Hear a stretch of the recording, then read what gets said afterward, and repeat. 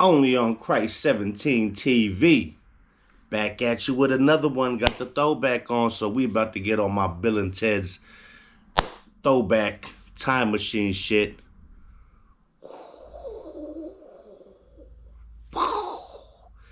We going to the 90s when I made a move from Manhattan with my mother and family to the Bronx. My first time living in the Bronx was Taylor Avenue. Taylor Ave was much different than I was used to in the city. But it was great because I had good friends I had grew up there with. And there was nothing like my man Fresh. Lee Fresh was my best friend, and to this day, that's still my brother. And I remember we used to play a lot of ball, like football in the street. We used to play all kind of just sports. But then there was some different things, because on the next block, we were young, and you can go through from one block through the alleys to the next block. They be hustling over there. Those were the older guys. And we used to go over there through the alleys. We used to write graffiti, all kind of shit. I mean, we was bad as hell. Going on the rooftops, climbing down the fire escapes. I mean, we were just bad kids in the hood enjoying life. You know what I'm saying? Nobody had it easy in the hood, but we made it fun. We definitely made the shit fun. But there was some things that we seen that was pretty crazy, man. Like, I remember us playing inside the alley. And this was when the alley was open. Now they got gates, and you can't even get down there unless you throwing out your trash. But back in the 90s, early 90s, shit. That motherfucker, you can go down one block, come up on the next block. Man, it was fun. But there was this time where me and my boy Fresh was sitting inside the alley, and we chilling, and we look up, and there's like 5 guys or 4 guys running with ski masks and guns towards us. So we look up and see these guys coming with ski masks, all in black with guns.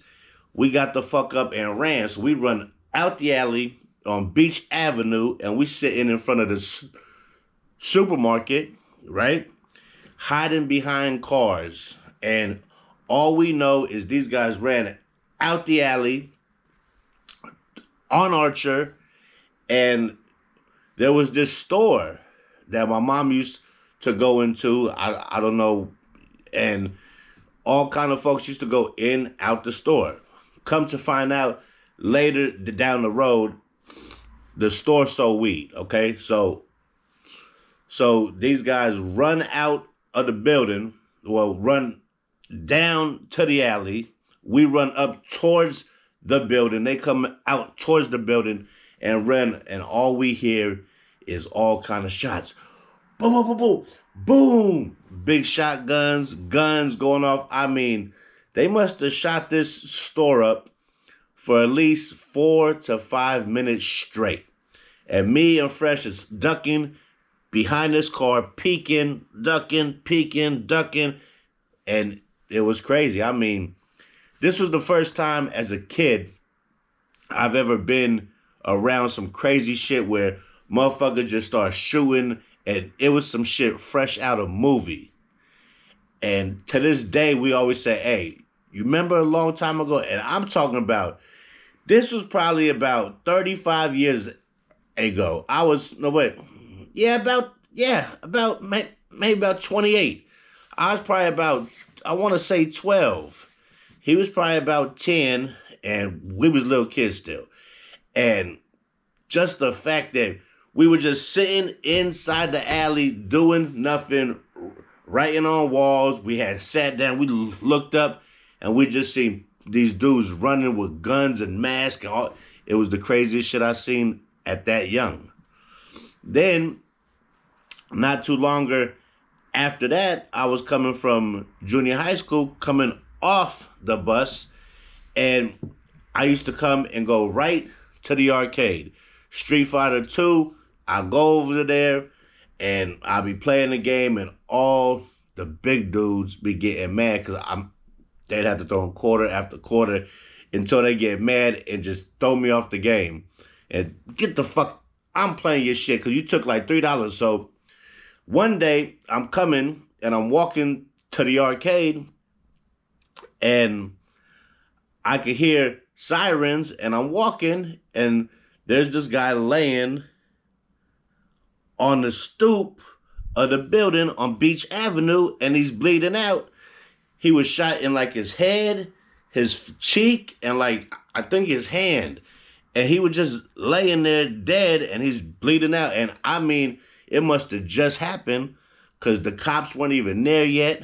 Nobody was around the body. I just walked around the block and the guy was laying there dead on the stoop. And this was the kind of shit that we used to see growing up in the Bronx. It was fun, but in your neighborhood, all the hustlers looked out for the little kids. Hey, they used to send me up the block to Joe's, buy them a slice. They'd give me like $2. I'd be playing the game for like 2 hours. That was the kind of shit back when I was growing up. It was kind of like Bronx Tale. I'm not gonna lie to you. Like they looked out for the neighborhood. If you wasn't from the neighborhood, they wasn't fucking with you. And people who used to come from different blocks, they really couldn't come on certain blocks. You know what I'm saying? Used to fight with different blocks growing up there. So there was a lot of shit seen there, man. But we had a lot of good times. I made a football league. And we would play every Saturday. White boy Rob used to come to his dad's house. We used to grab him. It'd be me, Fresh, Ant, Rob, Wong Wee, Alf. It'd be a whole bunch of us, man. And we just go to the park and play 3-on-3s. And we play all the way to a playoff, Super Bowl. I had the league written down. It was fire. It was fresh as hell. And we used to have a lot of fun as a kid. Motherfuckers don't know about the quarter juices and all kind of shit like that. When 102 was 102. And when they never built all the new shit, that field was big. It was always open. It was graffiti everywhere. It was crazy. We played baseball there. We played football there. I played basketball there. And I wouldn't even come home until, I'm going to say, until the lights came on. I'm not going to lie to you. Until the lights came on. So those days were great days. I'm not going to lie to you. Those days was great fucking days. And I remember, too, another dude I knew who was a big, huge dude named Big Man. One day, I come from school. Everybody's outside crying. He had got killed the night before. And he always used to play the game with me and give me quarters to beat the other guys. Yeah, here. And they used to call me White Boy. I was the only white boy in the whole neighborhood. White Boy Joey. You know what I'm saying? And I ain't gonna lie. Those days growing up was different and mad fun. I miss growing up, but I'm happy I grew up there with friends like Fresh. And like, I still know my guys from back then. Rob, all them guys, I still see them to this day. And we were little ass kids. So, man, it's just reminiscing on a block that I still see my friends there. I even seen a tag I did 30 years ago in the alley still. When I had a crush on this girl, I put her name with a heart and my name. I was like 11, 12. I had a crazy crush on the flyest girl in the block. And it was just funny, man, just growing up there, man. It was cool as hell. And me and Fresh, even when I moved, he used to come to my block on 213th, spend the night. We used to smoke weed then. Moms used to work at night. And we had some weed. Well, not weed.